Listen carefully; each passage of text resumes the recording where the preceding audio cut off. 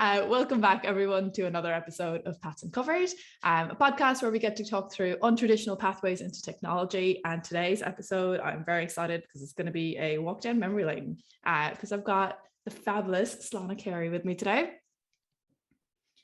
Hello, everybody. Sorry, I always do this. I never know how to introduce people. And you'd think after God, like, I don't even know how many episodes there's been now. And like, I would have figured this out. Haven't. I'm like, is there a better way? Who knows? But here we are. No, I mean, that was great. Nicest intro I've gotten in a while. The intro of just my name. I love it. No, but Sláine and me went to college together and we became friends, got back. I don't know how many years it's been. It's been many now. It's and I too wanna, many. Yeah. More than I'd like to think about. Yeah, exactly. It was a while ago, but like not too long ago either. Let's put it that way. We're still young.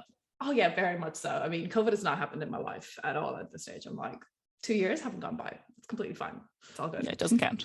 But the two of us did study actuarial science and we did struggle through the 4 years of maths, and great memories, but also traumatic memories at the same time. Yeah, trauma bonding is real. Yeah, it really is, isn't it? Like our year was just so close, honestly, at that stage. We knew each other very well. But let's dig into this. Let's go all the way back. Let's see how we all actually ended up in the same way. And our career paths are fairly similar. So I was really excited to see how your experience has been throughout the whole thing comparatively.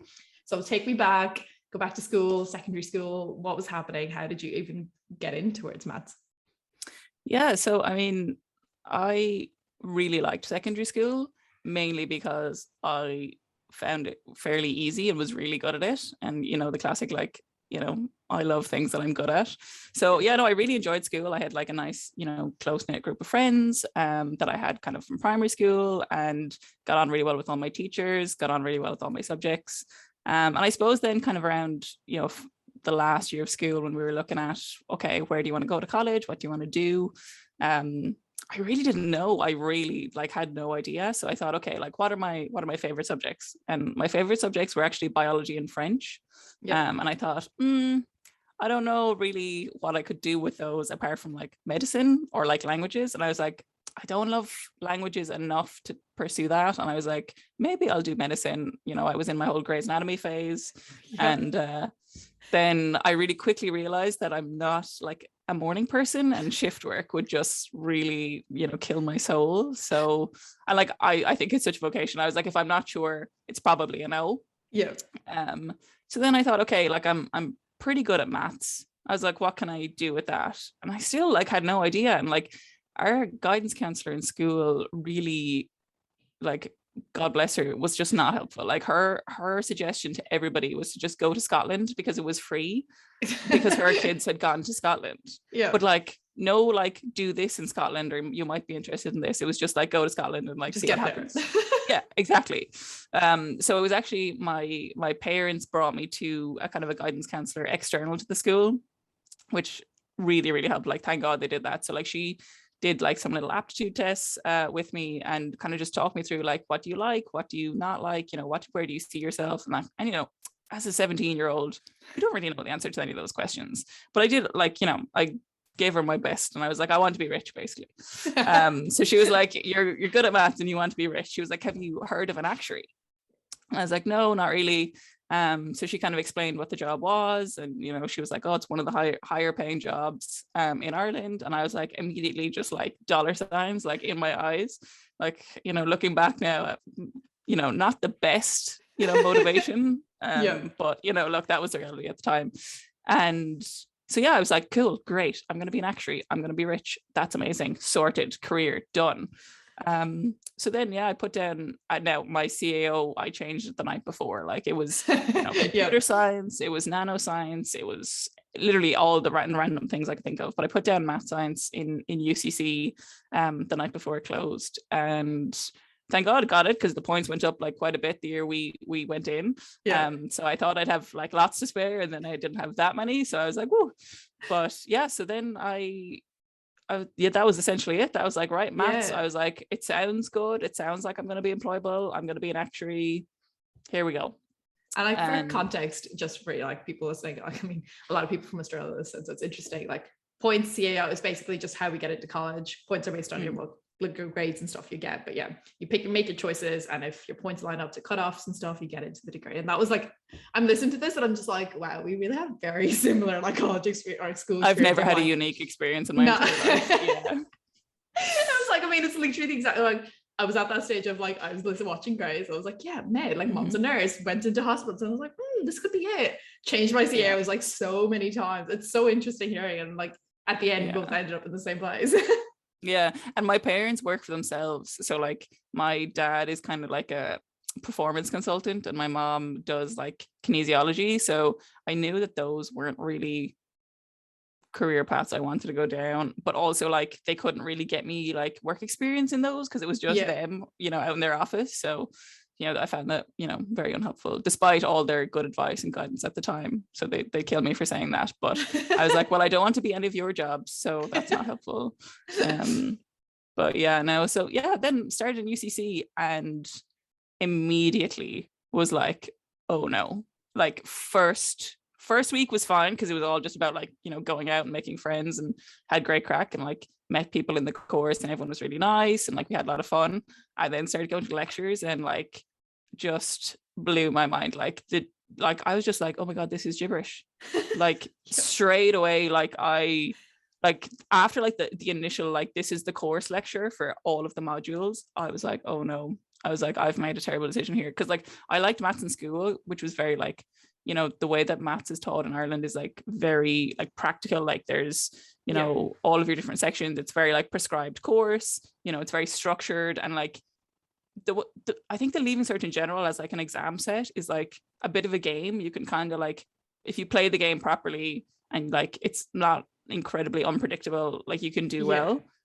But the way that like I think probably most college goes is they give you like the foundations and like the theory and things, and then expect you to like go away and like actually think about it and apply it to different situations and stuff. And that was just like not a system of learning that I was used to. Like I was really good at the whole like rote memorization thing. Yeah. And then also there was no numbers, which really threw me.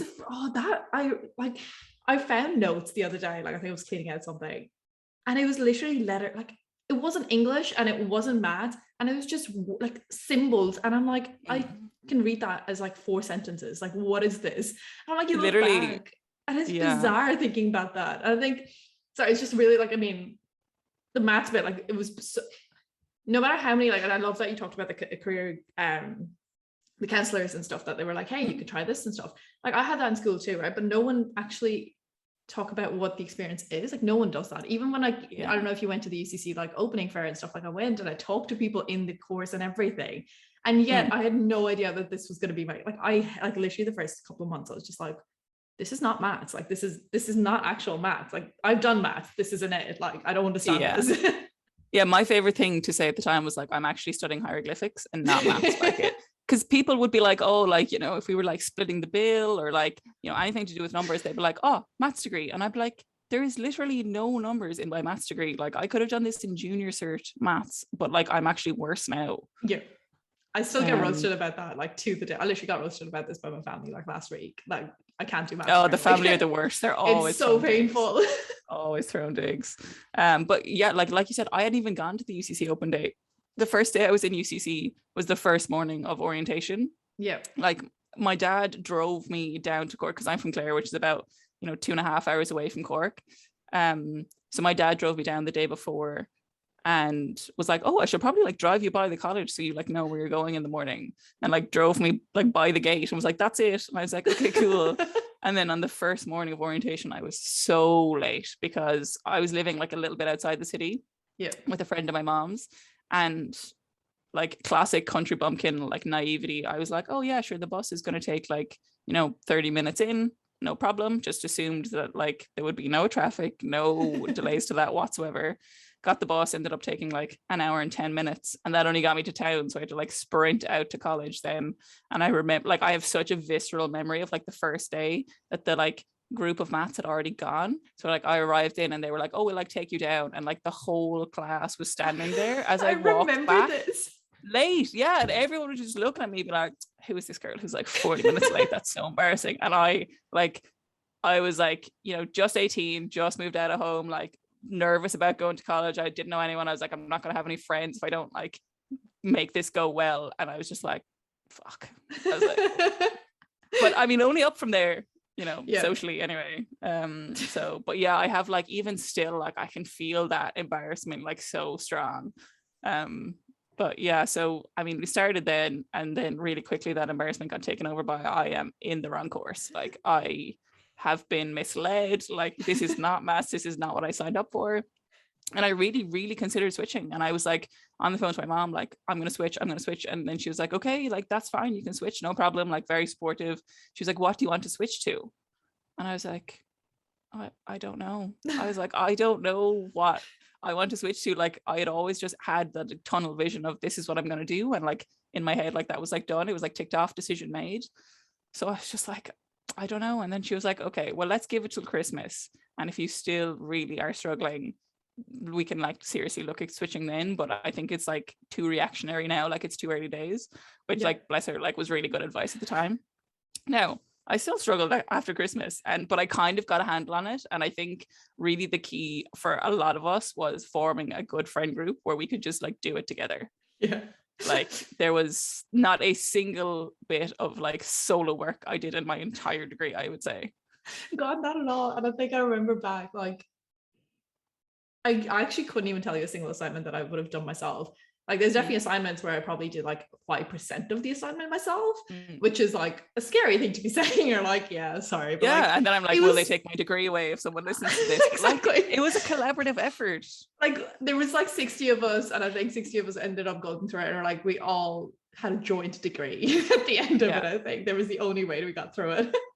Yeah, like we obviously all did our exams, ourselves and things, but like all of the like continuous assessment and like all of the studying and like all of that stuff, like it was a group thing. And we had, so for people listening, we had like labs of like computers, and there was like 3 or 4 labs. And like when it came to exam season, we would just be in those labs for like 12 hours a day. And like some of them didn't have windows and things. And it was like kind of like, at the time it was like, haha, really funny. Like we'd like project like a window onto the like whiteboard with the projector, and we were like, haha, this is really funny. But when I look back now, I'm like, oh my god, that's actually really bleak. I don't think I could do that now. No. But like, needs must. Do you remember at Christmas we'd have like a proper fireplace? The fire, yeah. Projectors.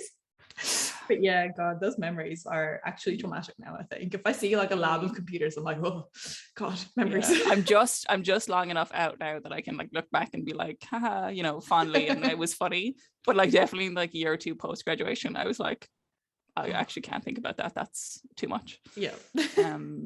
But yeah, so then like, so our degree was 4 years, and really the first 2 years don't really count in terms of our like degree average. And like first year in particular was like just the crack. Like we were just getting used to college, just kind of getting our feet, all that stuff. And then in second year, I actually moved in with 2 of the girls in the course into town, which was just the best crack ever. Like loved that. And I actually ended up living with them for the whole thing. But really first and second year, like in my head, when I look back, I'm like, we were babies. Like we didn't know what was going on. Nothing was very serious. Like obviously we had to pass our exams, and that was hard and things, but we were still only like 18, 19, like it really, I don't think it got like serious until like third year, when they were like, oh, like this counts like a significant amount. I think it was like 40% or something. Yeah, something maybe big. 30. Yeah. So like suddenly it was like, oh, like this counts towards your degree. Like these are like serious exams.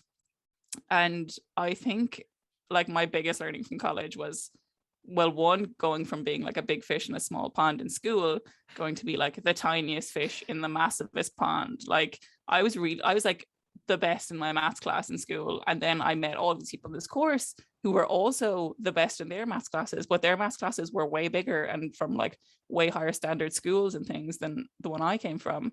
And I was like, oh wow, like that was a really like humbling and like challenging experience for me at the start. I didn't realize quite how much I'd had that like, oh yeah, like I'm the smartest, or like, I find maths easy, like I'm good at this, I can show other people how to do it. And then immediately was just like, I haven't a foggiest what's going on.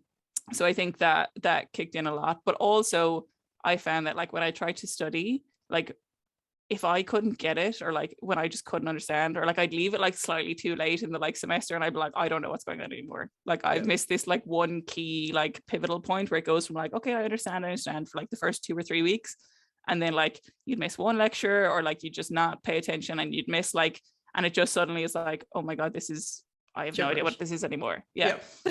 So, and I just found that really hard. Like I had such a strong resistance to studying then, because I was like, I don't understand it, I can't do it. And then I would just like avoid it, which like is a terrible strategy, because obviously like what I needed was more study and like more time. But in my head, I don't know, looking back, I'm like, what was my thought process? But anyway, so I would just like avoid it. And then it would be like the night before the exam or whatever it was. And I would be like, oh no, like I need to pass this. And then like cram. And like, what are the bare minimums that I need to know here? Yeah. And like I repeated that pattern all through third year, and it was just really not good. Like I obviously like got through my exams and stuff, but like didn't serve me Yeah. as a pattern. And I think third year was probably the hardest in my head, because it was like quite hard modules. It was like the first year that everything counted and stuff. And also like there wasn't necessarily like the end in sight or the excitement of like doing interviews and stuff that came with fourth year. Yeah. And I think like in fourth year, the FYP and things like that just kind of like changed it up a bit from just like modules, exams. So yeah, I think looking back, the third year was definitely the struggle. But you know, got through it and still happy I did it and all that. But then like fourth year, I loved fourth year, because like obviously everyone knew each other really well at that point, and we were like talking about, oh, what are we going to do next year? And it was like very big excitement of like, now stress as well, don't get me wrong. Like I remember the day when everyone set up their LinkedIn for the first time, and was like, connect with me, endorse me for this. And like it just in hindsight is so silly. It's so funny. Like it's just so like I think silly. thinking back through it all, and sorry, this is such a tangent, but like you'll see where it goes in a second. But most people who will listen to it or know me at this stage is like, I'm obsessed with Taylor Swift to a level like Me too. It's bizarre, right? But like as in, it's been a big week. Yeah, exactly. So like I've been re-listening to the new album and stuff, and like there's something there's a lyric in there somewhere. She's just like, how can you go from like knowing everything at 18 to knowing absolutely nothing? Exactly. Yes, I love that lyric. I literally like the last week have just been like simmering in it the whole time, and it's exactly this, right? Like I mean, you look back and you're like, I thought I knew what was happening with my life. I thought like at 17 to being like, this is going to be the actuary in me. And then like, even at like 21, where I was like, LinkedIn, I got it sorted. Everything's going forward. And I'm like, look back. I'm like, I had no idea like what was going on. I still don't, literally we're all just pretending. That is a great reference. I love that. Such a good lyric from Taylor Swift. What a queen. I mean, iconic moments this week, but yes.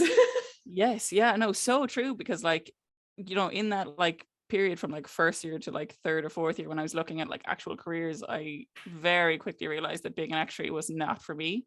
You know, like the way that our course was set up, we did kind of actuarial style exams during the course to get like exemptions from the professional exams, and I hated them all. I really didn't like them, and I found them really difficult. And like I was just like, oh no, this is not going to happen for me. I was like, I would rather not, you know, because it's kind of like accounting. When you come out of college, you still have to do, you know, a certain number of professional exams and, you know, qualify and all that kind of stuff. And I was just like, I can't imagine myself doing these exams for the next few years. I was like, it's not me. Like it would be so forced misery on myself. And like, you know, we have a lot of friends that are actuaries and are really good at it and love it and are brilliant and have great careers. And I love that for them, but it just was not for me. Yeah. Like looking back, there was a really obvious pattern of like the courses or like the modules that I liked were all like very like real life things. So like either whether it was like programming, which I liked because it was like very logic based and it made sense to me, compared to like a lot of the, you know, like algebra is like abstract algebra, linear algebra, like those like the wishy-washy logic in the sphere. And I'm like, couldn't make this up. Like anything like super abstract or theoretical just like lost me. Whereas like anything where I could be like, okay, well, I understand this in real life, or like I can understand where this is coming from, that kind of stuff, I was like, oh, I like this, like this is interesting. Now unfortunately there wasn't that much of that, so I was like clinging to straws. But like looking back, I should have known like straight away like that those were the kind of areas that, you know, my strengths were in and that I preferred. And then like when we did our statistical consulting, which was our kind of FYP equivalent in final year, I was like, oh, this like talking to people, getting the data, actually having a look. Now obviously we didn't get to choose like what data sets we were working on or the clients or anything, like that was kind of given to us. But I was like, this is interesting because this is like real life stuff, and I'm using, you know, the statistics and the programming and the stuff that I've learned to actually like make real life suggestions or give real life insights. And I was like, okay, now this is something I can get behind. But I still didn't know what that was. I was like, okay, statistical consulting, but like look that up on LinkedIn and you find very few job results. So it was actually careers fairs and things like that. Like I was stressed in fourth year. I was like, what am I going to do? Because my fear was that I wouldn't find something else. So I would have to go down the actuary path just because it was like the kind of clearest path from the course. So then it was actually, there was some like the careers fairs, like they're giving out free stuff and everyone's trying to like win you over and woo you. And like, I love that. Like it's so much random free stuff. But I was also like, no, but like, I need you to tell me what exactly you do, because like, this is, important to my career. Which is so like obnoxious for me to say, but like having gone to those careers fairs now, being like, you're all a bunch of babies, like just take the free stuff. But anyway, so it was Accenture had like an event where they did like kind of like a case study. So you was sitting in teams and they gave you, a case study, and I think it was about like some customer retention problem or something. So anyway, like they were throwing around acronyms, like didn't know what a CRM was, didn't know what any of these things were. So like one of the lads on our table had done like an internship, I think with PwC or one of those. So he knew what some of the acronyms were. So we were like, thank God. But anyway, so the whole point was like you came up with a solution in teams, someone went up to present, you had to debate it with, they had an Accenture like manager in there, and like they obviously gave us like free drinks and pizzas and stuff. So like immediately we were like, amazing, we love this company. But I was really taken. I was like, I like this kind of style of like, solve the problem, present back, like defend your presentation, that kind of stuff. I was going to say I'd never been shy, but that's such a lie. I was actually really, really shy as a child, like really painfully shy until I was about 15. And then I did like transition year, which is like a year in school between the two like exam cycles, where you can like, basically, depending on your school, you do like fun stuff. You do things like, work experience, or you do things like, public speaking, or, just basically non-curriculum stuff that like develops you as a human being, essentially. And that was like the greatest thing I ever did. That like totally brought me out of my shell.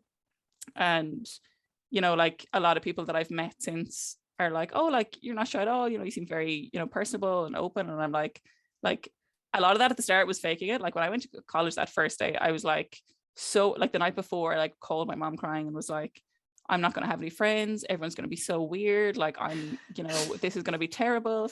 I was like, it's a maths degree. Everyone's going to be big nerds. And she was like, Sláine, relax. Like if you were going into it, people like you are going to be going into it. I swear, I had this exact same conversation at that time as well, where I was just like, what have I done? Like, yeah, exactly. Like that instant, like, oh no, this is going to be terrible. So like that first day, I was like, I am going to be so confident. I'm going to make all the friends, because like in my head, if it didn't happen the first day, it was never going to happen, which like was such unnecessary pressure to put on myself.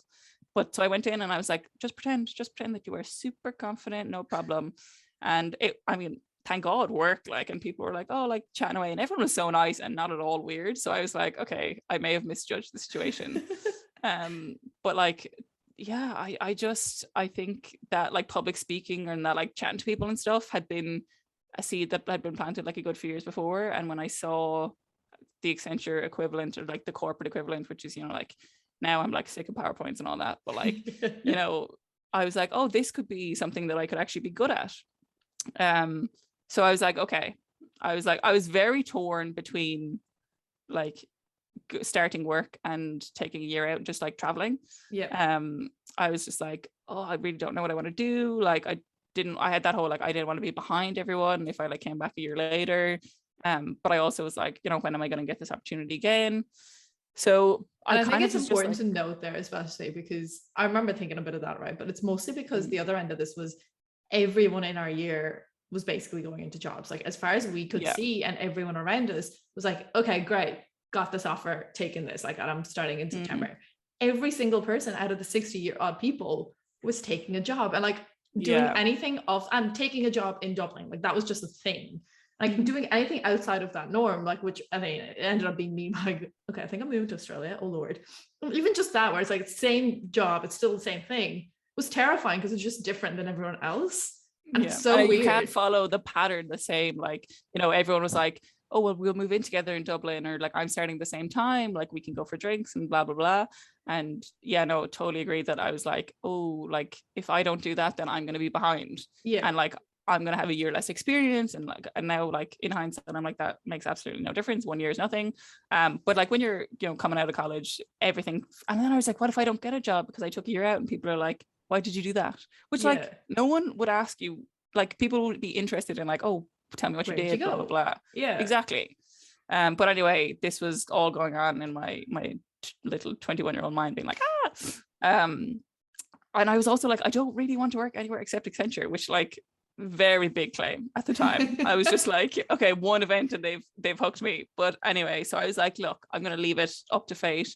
I'm just going to apply for Accenture, and if they take me, amazing, I'll start. And if they don't, I'll just do my years traveling. Which in hindsight, I'm like, oh my God, so ballsy. Like one job at, like most people were applying to like at least 4 or 5 jobs. Like, and you know, a lot of people had multiple job offers that they were like choosing between. And I was just like, no, I'm just going to apply for this one. And if it goes well, it goes well. If it doesn't, I'll come back in a year. Yeah. So long story short, anyway, did the interviews for Accenture. They went really well and they offered me the job just before Christmas. And I'm not going to lie, I was kind of like, damn it. I was like, I do want to work for you, but this does mean that I'm not going to get to do my traveling. And I was just like, oh, I was like such a mixed bag of like, I'm really excited versus like, I'm a bit disappointed. So then I was like talking to my parents and I was just like, oh, like I'm really excited, obviously, because I think it'll be really enjoyable, but also I'm a bit disappointed. Yeah. And they were like, why don't you ask them if you can like defer it a little bit? So like a lot of the graduate roles in Ireland start in like September, October, November. That's like of the year. So you like finish college in whatever May, and then you start in September. So you have the summer off, and then you start September, October, November. So those were kind of the options. They were like, you'll start in one of those. They couldn't give you like a specific date, but they were like, we'll let you know kind of early summer. And I was just like, oh, like that's not really that much time. So I basically emailed them and I was like, hey, any chance I could defer a year? And they were like, no. And then I was like, oh, okay. I was like, any chance I could defer at all, like a little bit? And they were like, oh, well, like we do have a small intake coming in January, the end of January, kind of start of February, if that's any good to you. Yeah. And I was like, yeah, perfect. I'll take it. I'll do it. I was like, better than nothing, you know, 6 months is better than nothing. So finished college, then was just like, okay, like where I'm going to go, what I'm going to do. I have, you know, 3 or 4 months there to play with. I was like, so I worked in Shannon Airport in like security, essentially. That was my summer job all through college. I worked in security. And like for context, Shannon Airport is like, I don't want to say a tiny airport, but like very small airport. Like it's pretty small. Like they take people in during the summer to like add to the security team because essentially they have nothing going on during the winter, like bar a few American flights. But it's pretty busy with like holidays and stuff during the summer. So I started that, which was like still to date my favorite job. Like it was the best crack. Like I'm so just funny. in like I need to find a photo, I'd say, at the stage of you just in like the guy, like the uniform and stuff. Oh like, yeah, no, I think people down. It's just Kate O'Mara has a picture where she came through to go on holidays with her family, and I was the one like scanning their bags. And so she was like, come here and take a picture with me. Like she doesn't, because like the uniform is ugly. Like it is like boxy white shirt, like big combat steel toe boots, black like utility trousers. Like it's not a look for anyone. Like God bless me, I did my best, but I could not pull that off. But like such an interesting job. Like you meet all sorts of people, like all sorts of nationalities, all sorts of like, you know, states of human beings coming in like early morning. Like people just lose all of their executive functioning. Like it's so interesting to be on the other side of that experience, you know, in the airport. So that was probably my favorite like part-time job that I've ever had. But anyway, so I was working there after college to save a bit of money, and then I was like, okay, like I'm gonna go somewhere by myself for a couple of months. Where am I gonna go? And then I was like, oh, should I go to like South America, you know, like Southeast Asia, all the classic like backpackery kind of spots. And then I was like, I have like this real like draw to India. I was like, I don't know why. I just like think it would be so cool and like so interesting. And I was like, also like I don't know anyone that has like gone backpacking in India. Yeah. Which like was in hindsight totally just like my own, like it's not really an Irish people thing, but like Yeah, it's exactly. a lot of British people do it. Yeah. So I was just like, I thought it was so cool and different. I was like, oh, I'm gonna go to India. And like at the time, like everyone I knew was kind of like, what? Like, what? Why? And I was just like, I think it'll be fun. Yeah. So I did that. I went backpacking in India and then ended up going to Sri Lanka for a little bit for about 3.5 months, kind of end of 2018, start of 2019. And I had like the best time. Like I loved every second of it. Thought India was an amazing country, like nothing I'd ever seen before. Sri Lanka was stunning. It was just such a good experience. And like I'd also never like traveled solo before. So that was like a really interesting like time, and it was like quite a long time. It was like the longest time I'd ever been like away from my family and things like that. And like I was there for Christmas, so it was weird. Like I was literally like at a hostel, like in like on Christmas, eating like curry as like my Christmas dinner. Yeah. And they had like chocolate cake for dessert, and I was like calling my family, and it was kind of weird. That was like a real moment where I was like, Jesus, I am like the other side of the world. Like I was like, cool. But yeah, so that was amazing. I came back with like a week to go before I was supposed to start Accenture, not a cent to my name. Like, oh my god, like I left all of my money over there, and I came back and I was like, right, like I have a week to like find some work clothes and move to Dublin. And again, shout out Kate O'Mara, always hooked me up, but she had started work in Accenture as well, but the September group, so she'd been there a couple of months now, so she was settled and she knew a few people and things, and she was like, oh, there's one of the girls I know looking for a housemate. So I was like, amazing. Went up, viewed the house, chatted to the girls, got the house, and then started work like a week later. And it was like, I mean, it was like such a contrast from like literally backpacking around like with one pair of shoes to like being in like a corporate office and like, you know, talking to clients and like setting up meetings and all this stuff, which was so new to me and like so strange at the start. I was like even like I had to ask like, how do I set up a meeting? Like, how do I, like such silly questions, like, you know, how do I work Skype, like all these things. So yeah, that was kind of my entry into, I suppose, what I would call my career. I had lots of little silly jobs before. Well, I won't say silly, like a lot of really like fun, you know, little waitressing things, or like the airport was a good one. But I suppose that was kind of the start of my like what I would consider my actual career and like, you know, my actual field, which was analytics. So I started as an analytics consultant, or a data analyst in Accenture, which was very much sold as a, you know, a kind of an intro to data science and like the opportunity to work on data related projects and, you know, to try different fields, which was exactly what I wanted. Because I was like, I know analytics as a space sounds really interesting and like it sounds like something I would like, but I had no idea like what the different, you know, I didn't even know the difference between like data engineering and data science versus like all of these things. And I was just like totally blind going in. So I was like, I want to try as many things so I can like quickly like be like, I like this, I don't like this. Which, to be fair, Accenture does facilitate. I think that's why a lot of people go into consulting, is that like variety at the start allows you to like, you know, try things and see whether it's a fit or not. But yeah, so I started off on the fraud team, which the global fraud team, which was not really by choice, but it was really interesting. So basically, I think in the interview they asked you whether you were willing to travel or not. And I said yes, and that decides whether you're on the local team or the global team. But I also never got to actually travel anywhere for work, so it didn't really ever come into play. But I know there was a lot of people that did like, you know, weekly, you know, commutes to London or, you know, the Netherlands or different places. And I was very open to that. So I was like, yeah, I'll say that I'm open to that and see if I get to go anywhere. And, you know, in hindsight, I'm actually glad that I didn't, because I love what I call like an after school activity. So like I'm big like sports girl. So like when I moved up and I started playing tennis, I started playing basketball, like I was already a big camogie player, and like literally every single night of the week would have some like after school activity on. And I was like, I could do none of this if I was in a hotel in London all week.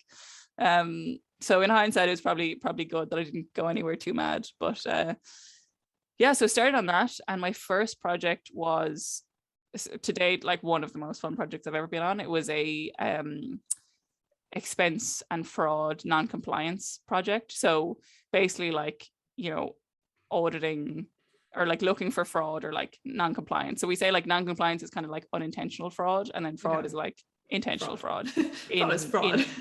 Fraud is like, malicious in expenses. Okay. So employee submitted expenses or timesheets and things like that.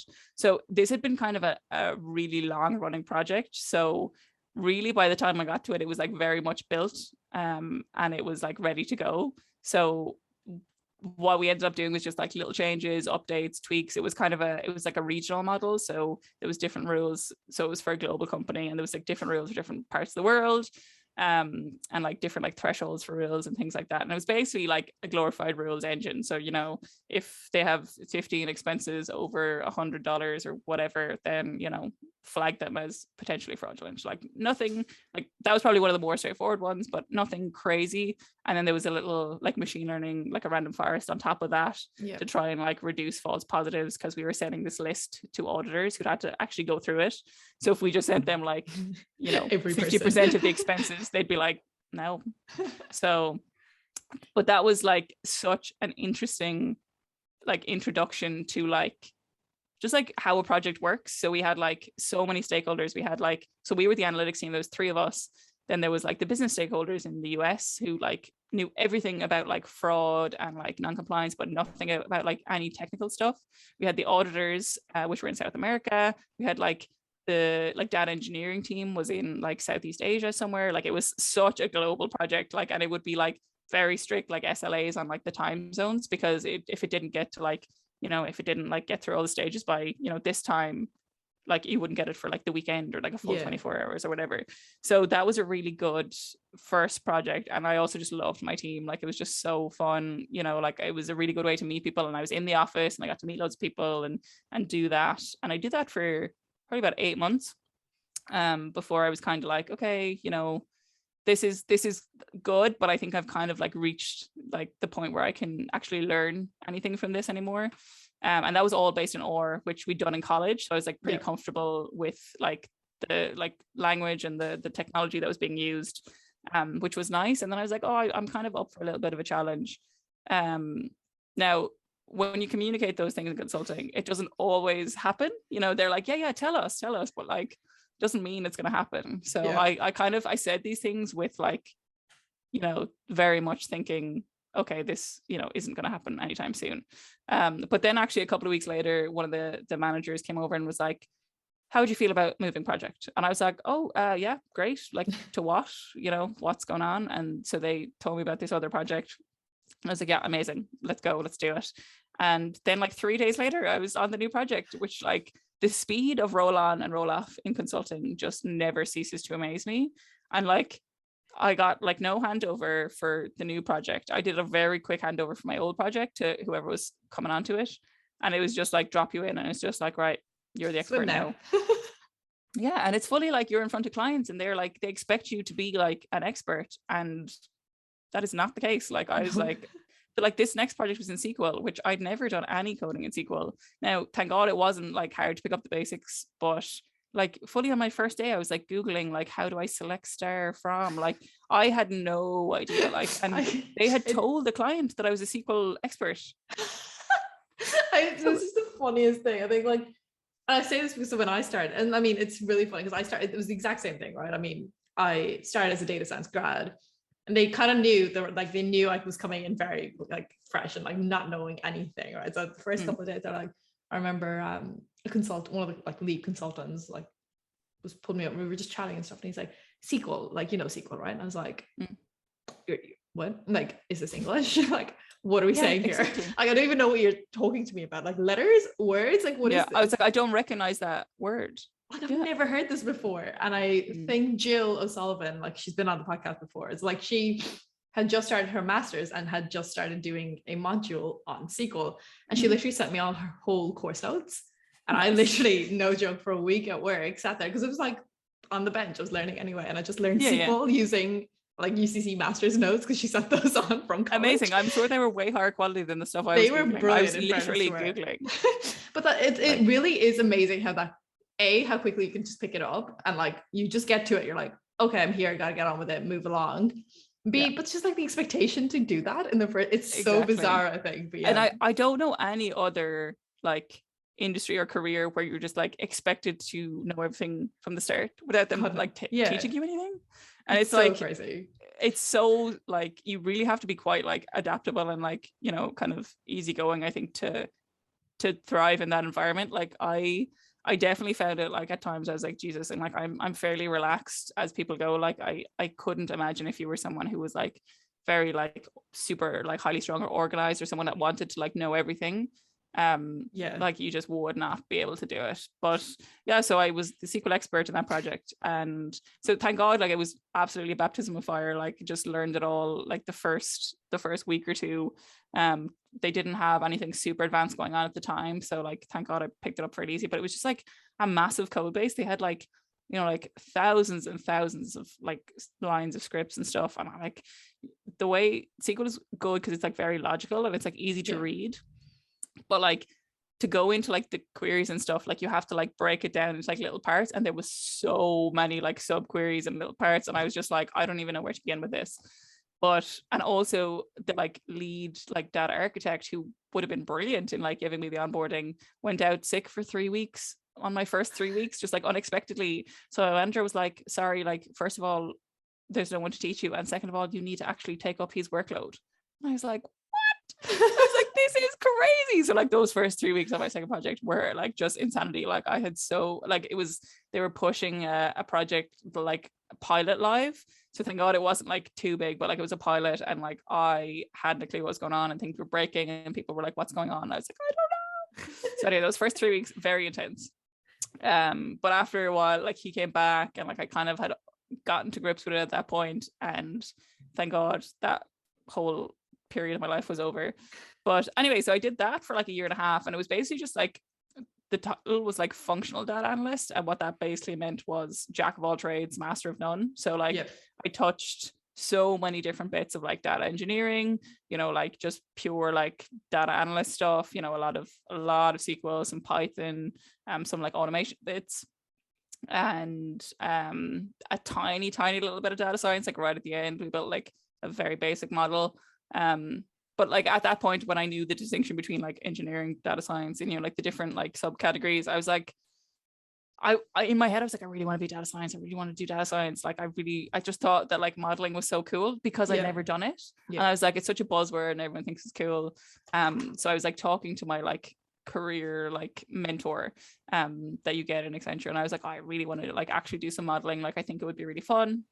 And he was like, okay, you know, let's try and get you a modeling project next. So I did about a year and a half on that second client. Absolutely loved it. It was a really small team. It was essentially just me and the manager, and like we were really close, had really good like productive things. Like I saw a project through from like inception all the way through to go live, which was really nice to see that like full project life cycle. Also had never done like SQL or Python before and felt quite comfortable in them after. So that was a really good one, particularly for the CV. I think that like really bulked out my CV like quite a lot. So I was like, thank you for that. And then I was like, right, once I get into this modeling, like I am set, data science, here I come, amazing.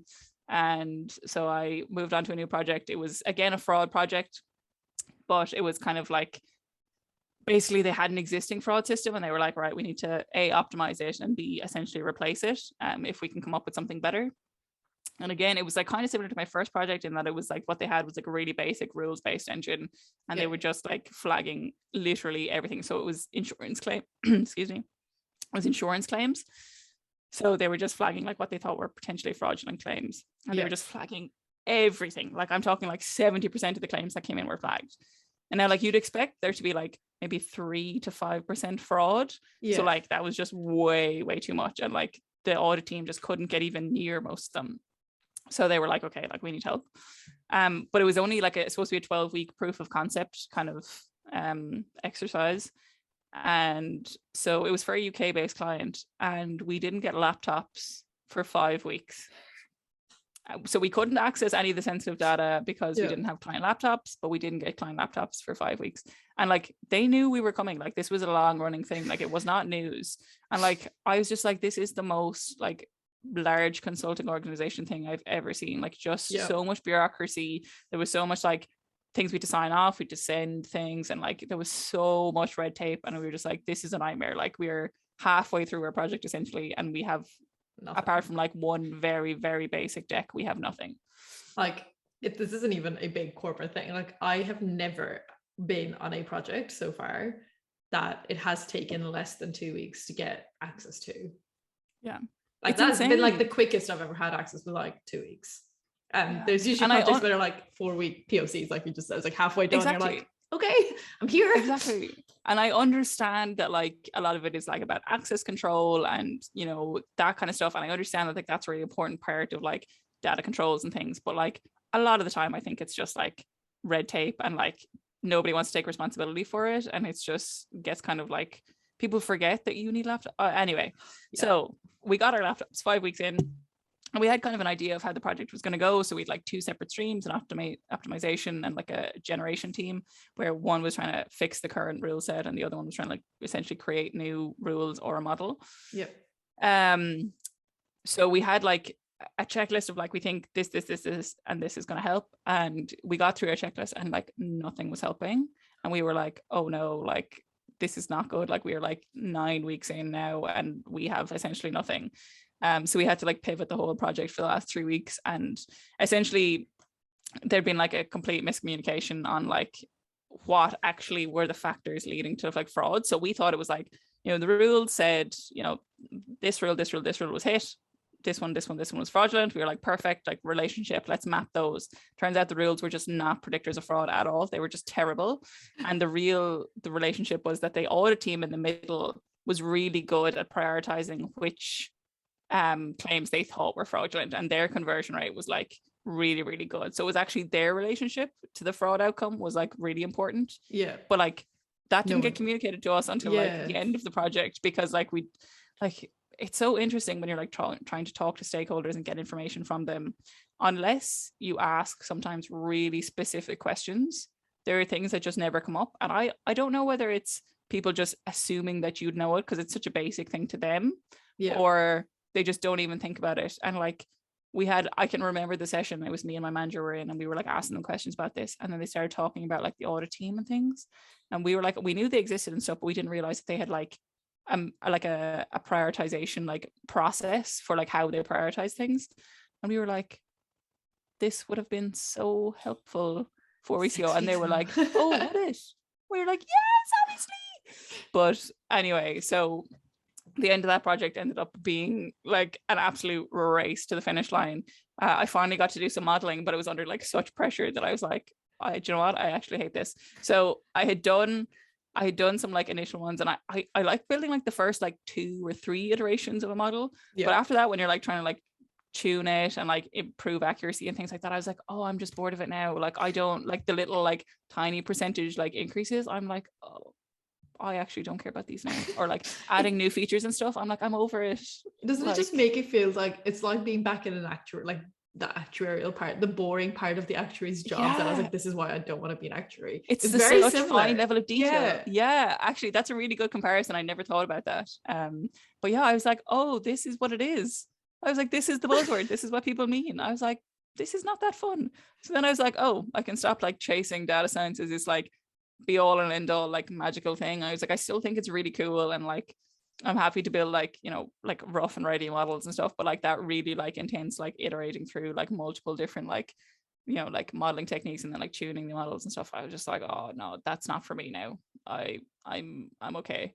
And the end of that project, my entire team left. So like my manager left the company, and then the other 3 analysts, well, one of the other consultants and 2 of the analysts were basically like put onto other projects because it overran slightly. So I was just left with like all of the final deliverables being like, okay, like we have like all of this stuff to like hand over and like refine and things. And then there was like one tiny piece of analysis that they were like, oh, we didn't really get to this. Can you do this on your own and like present it and things? And I was just like, I have none, like they'd done a little bit of it. And I was like, I didn't do any of this. And I was like trying to like add on to other people's work and stuff. And I was like, this is not good, guys. This is not good. But anyway, we did it and we delivered it and whatever. And we haven't heard any major complaints from the client. Like we delivered it in August, which is a terrible time to deliver anywhere because nobody is there. Like the entire client was on holidays, and it was just, and even like our own managers and stuff, and like our experts that we were supposed to call in if we needed help, all on holidays. So I was sitting there like literally like, I don't even know if this is right or not. I was just like, I'm just doing my best and I'm going to deliver it, and then like goodbye. And at this point, I'd kind of decided that I wanted to move on from Accenture. So I'd been there like 2.5 years, and slightly over that. And I was kind of like, okay, like itchy feet. I'm getting a little bit bored of the like short project. Like I felt like I wasn't getting like into anything and like seeing it through. Yeah. So I think particularly with like proof of concepts, when they're like short stints, you like go in and you like deliver something or like deliver a model or whatever it is, and then you just go away and you never see if they even use it or like what happens to it. And like I'm not gonna lie, I feel like a lot of them are just like left to the side and like never looked at again. And it's like really like you're like, oh, I poured like blood, sweat and tears into that, and like what is the point? I was like, I feel like I'm not actually getting involved in anything. And also like I found particularly on my last client, the like us versus them mentality of the like client versus the consultant. Like sometimes the client just actually, like someone at the top is like, yeah, we're going to get consultants in, but like the actual people that you're working with on the ground are like, I don't want you here, or like, why are you telling me how to do my job? And it can be like a hard relationship to navigate. Yeah. And I was like, I think I'd rather be like involved in a team where like everyone's working towards like a common goal, and I actually get to see something out, you know, end to end, and then see it in practice and being used or whatever. So I was kind of like, I'd been like, keep an eye on LinkedIn, you know, as everyone does, just to make sure, you know, there's nothing amazing out there.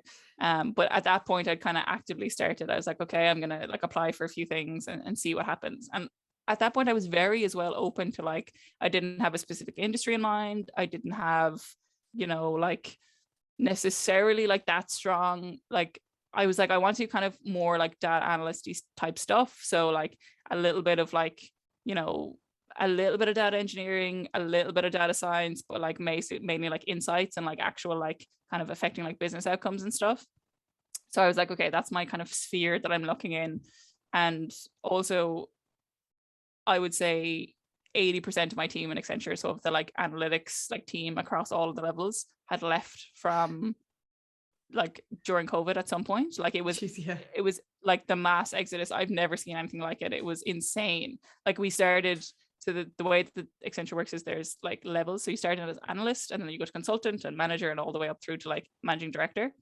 But between the like analyst and consultant level, so like people our age or slightly older, we would have had maybe about 41 people at the start of COVID, and afterwards there was, I think, 7 people left by the time I left, which was just like insane. Like attrition in consulting is like kind of expected, like they hire a lot in at the bottom and like you know, it filters out as you move up, but like that was like ridiculously levels like unheard of.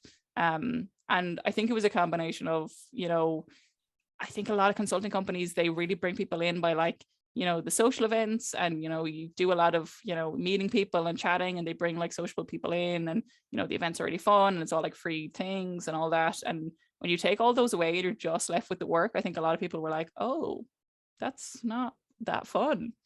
And also like the fact that like, you know, there was such a you know, lack of people, you know, in Dublin for tech companies to hire, because they couldn't get anyone external because of the lockdowns, and you know, you couldn't travel anywhere. So it was such a war on like everyone was hiring, and like there just wasn't enough people to fill the roles. So like people could be really picky and like, you know, negotiate really good like offers and things. So a lot of people jump ship at that point, and I was just like, look, I don't want to be the last one left, you know, holding the bag as it was. So I was like, maybe I'll have a look.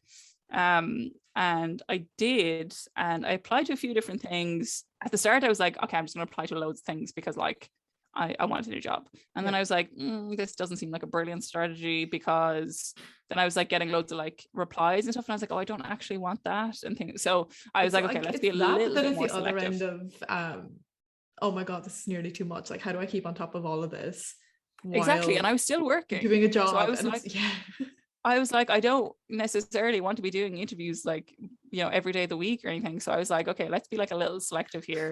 I think it's really funny that you went from how you're like, I'm just going to apply to Accenture. If it works, if it don't works, and then to like apply to everything. Exactly. Like 3 years later, like complete like change of approach. but yeah, so I was like, okay, let's actually narrow this down, because this is, and also like I was getting like rejections and stuff and they were hurting my ego. So I was like, right, let's actually, narrow this down a bit.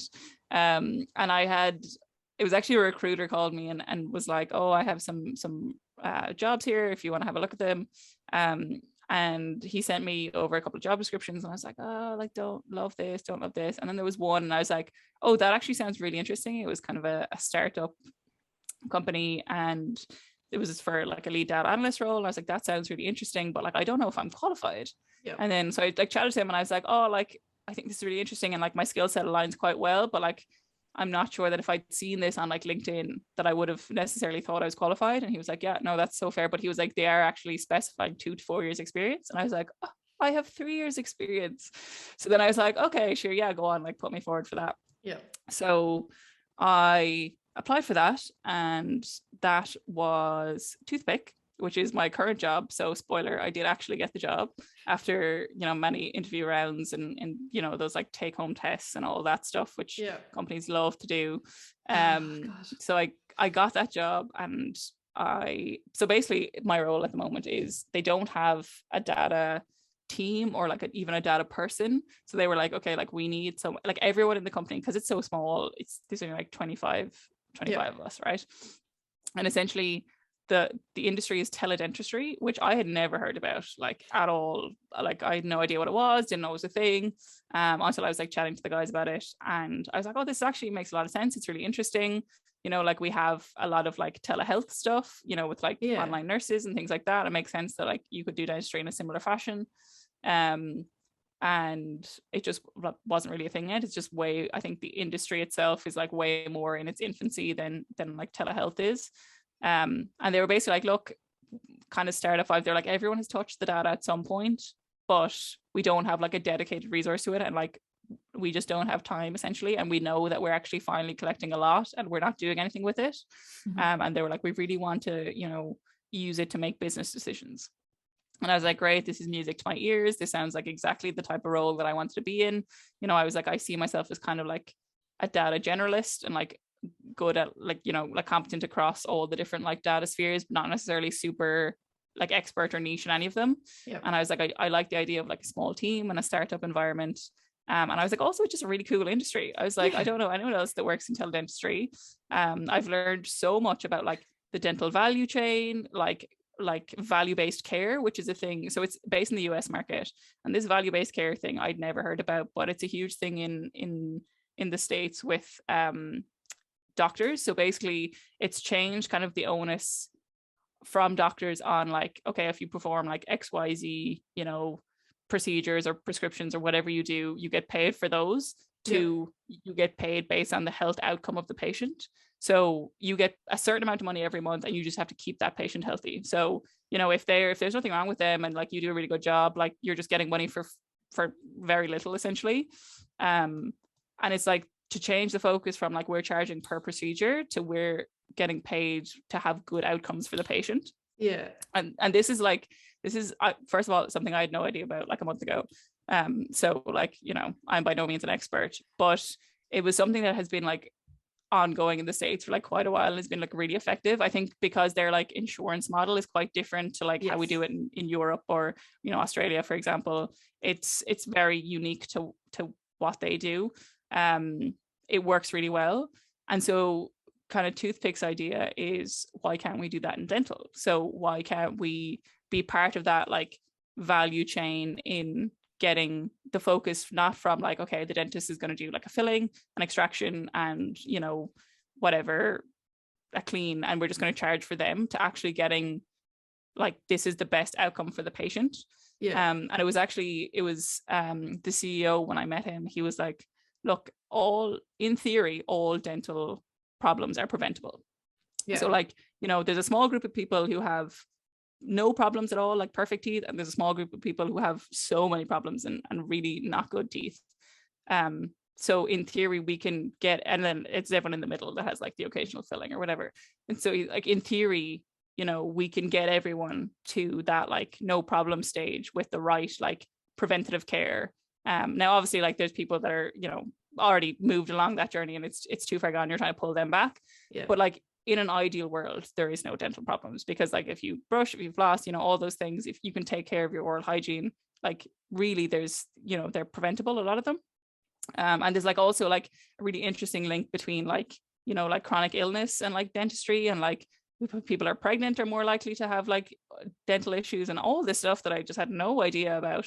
And what's really funny is my dad really wanted me to be a dentist. So when I was in transition year, I did a week's work experience in my dentist, because he wanted free dental care, because he's always had issues with his teeth. So, you know, it was coming from like a selfish place of love.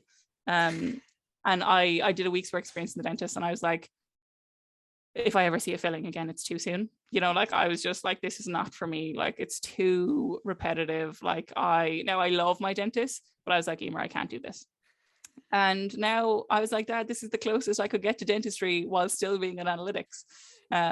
So he was like, yeah, do I get free dental? I was like, no, you don't. But yeah, so I'm only, you know, I think this is my 5th full week. So it's been kind of like a real like information overload so far, of like getting up to speed with like, you know, first of all, the dental market in general, how the American dental market works, how insurance works in the States, you know, what kind of data we collect, how we use it, all those different kind of things.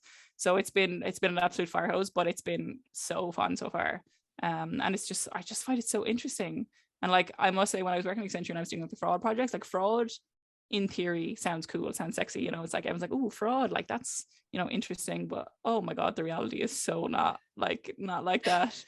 Like it's fun to hear about for like 5 minutes, but then when you have to actually like, you know, do it every day and get down to like the really fine details, now maybe that's just me, like, but I couldn't. I think it's so interesting. I think people don't realize that kind of reality of data consulting in general, because I mean, like I've worked on projects which are like, I mean, about ICU data, especially around the COVID stuff. Like I built out dashboards and like predictive stuff around that, like pre-COVID, like during the time of it. And I remember like contextually, it's like, oh my God, this is so cool. I'm like, this makes a difference to something and it helps.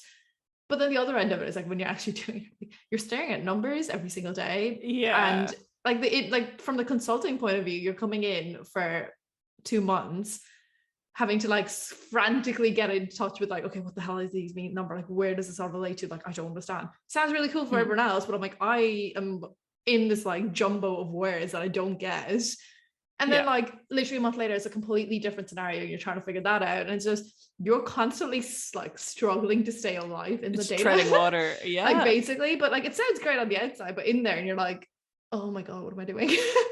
That's it. When you're like presenting your final insights, whatever, everyone's like, oh, that's so cool. Like, you know, amazing, whatever. But it's all the stuff behind the scenes that you don't see. And I think that's like the big like issue with like any like data career at the moment, is like it's sold as like this really like cool, sexy, like topical thing, but people don't really know what's actually happening. Like, you know, like data cleaning, nightmare. Like joining all your data sources, nightmare. All of these things are like really like unglamorous and like difficult stuff that has to happen in order for you to like do the cool stuff on top of it.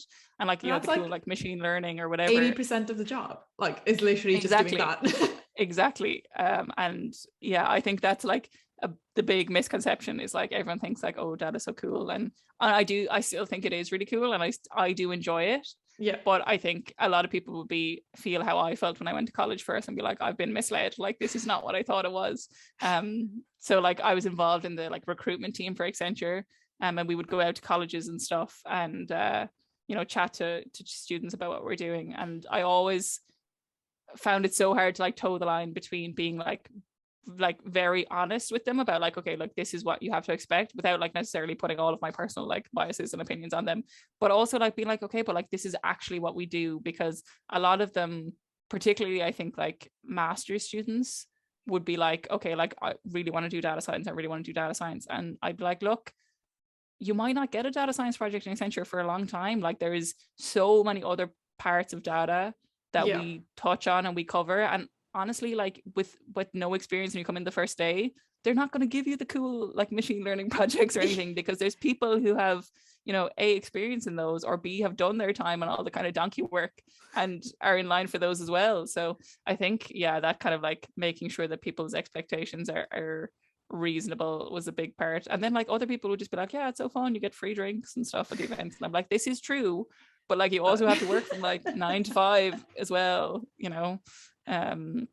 So yeah, I think, I don't know if I was the ideal recruitment person. I probably wasn't, you know, I mean, too I would say you would be enthusiastic. for the other end, right? Like maybe not the best for Accenture, but like definitely for the people actually coming in. It's like that is just so important. I think I've definitely been in like Yeah. a scenario where I'm like, this is not what I was told that I would be doing, and I am gone. I hate this.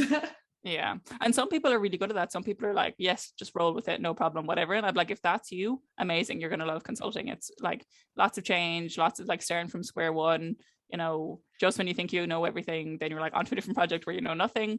And it's lots of like learning all the time, which really suits some people and I quite liked, but I also felt like I had a kind of a short shelf life on that. Yeah. I was like, okay, I've kind of feel like I've dipped my toe in like a lot of different ponds here, and like this is the pond that I really want to actually like dive into. Yeah. So yeah, that was I suppose the reason for the career change. And I mean, I don't know if I can be fully like critical, you know, 4 weeks in, I'm still very much honeymoon phase of the new job. So yeah, it's all green flag so far. But I mean, the people I'm working with are great and everything. So I've nothing bad to say about any of them. And I think it's a really interesting industry. And also like pre-COVID, a lot of the work that Toothpick would have been doing is like convincing people that this was the thing they needed, or like convincing people of the value of the product. And now everyone's like, I get it 100%. Everyone is on the same page. And it's like one of the few, I think, businesses that COVID actually really accelerated their like mainstream market like awareness. Because everyone was like, yeah, of course you need a virtual dentist. That makes perfect sense, because, you know, when we're locked down and we can't go anywhere, like I still need to see the dentist. Even if I can go somewhere, I would be quite okay with seeing it virtually. I'm like, I don't have to. Yeah, exactly. Yes, it's like I'll the do it. convenience. Yeah, it's amazing. I think there's a lot going for it. And I think like particularly like people our age and younger will, like, we really value like not having to talk to people and like just really getting stuff done like quickly. Yeah, like I hate like calling people and like on the phone and things. So like the idea of like just getting all this stuff done virtually like so appeals to me. Yeah. And I think, I mean, it's actually the biggest coincidence that this ended up happening. But like last week, like the last episode that we would have done, it would have been Dr. Padma, who is a dentist. Like she's a fully like qualified dentist, owns multiple practices, and then has become like gone and started up her own AI firm around dentistry and making dental care accessible. And it's like same kind of premise around it. And you're like, no one thinks about this stuff. And literally like the last one, I just sat there and I listened to her for like 45 minutes, and I'm like, you're talking about things I've never thought about in my life. Yeah. I don't know how to process this. It's so interesting. And I'm sure her career is like much more interesting and longer than mine. But like it's, you know, like Toothpick started because one of the founders' dads is a dentist. You know, like it's people in this industry. And I think that's one of the most exciting things for me, being someone who works in data, is like it just goes completely cross industry. Like I never thought that I would be working in analytics in, you know, anything related to dentistry. Like 100% never even imagined it. But like it just goes across all of the industries. All like everyone now is collecting data and everyone needs to use it. So it's like really an exciting time to be someone that like can help facilitate that journey for businesses. Because it just gives you so many options. So like, you know, if in, you know, a few years I'm like, okay, I'm over the dental thing, you know, I want to try something else, you know, like all of the skills I have picked up and stuff, it's all super transferable. So yeah, it's like, honestly, the main thing really I think to say is that I managed to avoid the actuary exams, which has been the, you know, the greatest feat of my whole life, I think. 100%. Like, I mean, there'd be chances I'll be chatting to some of them and they'd be like, yeah, no, I gotta study now. I'm like, God, the thought of studying right now. I love that feel. Imagine nothing worse. Like, I'm like, oh, enjoy that. Bye-bye. But no, this is so cool. I think like it's actually I kind of want to go back and chat to like everyone from college now just to hear their experiences of like, I think it's a really good idea. Like, as in, because like just like what their experience coming into the degree and stuff, like how did they feel, more even just from like a personal point, but like I think it's such a cool pathway of like you start from the same thing. And I think so, I mean, yes, there's people who are doing actuaries, but even their paths have been like completely different within that too. And it's just such an interesting way that we've all ended up in weird little places. Dentistry. Yeah, and also like we were only graduated like three years, so it's so interesting to see how different our paths are after 3 years. Like you should do like a catch up, like a reunion episode in like 10 years and see where people are then. Like that would be so cool to see, like, because like obviously, you know, we're very different now. Like after 10 like the years it would divergence be is like only kind of insane. starting. Yeah, it's Like, no, that would be really that'd be interesting. You fun. should We like should do a that. Oh my god, sub like a round playlist. table. Yeah, Just like oh a my big god, yeah. round table. That'd be so fun to hear. Oh my god. I volunteered to come to Australia to do it with you Yes. anyway. Oh my god. Yeah, for context, I've been trying to get, like, my joke at the start was like, I don't need to make friends, I'll just migrate all my friends because it's the Irish in Australia. Like, of course that Yeah, makes yeah, sense. it's natural fit. And then COVID happened, and it's quite disappointing that like not a single one of my friends has actually made it to Australia yet. But I've got hopes now. But to This be is honest, it. I'm not sure that's necessarily their fault or like for I know lack exactly. lack of wanting. But yeah, I'm sure enough in like a couple of years we'll be here doing round tables. I like the idea of it. But no, board. Sign me up.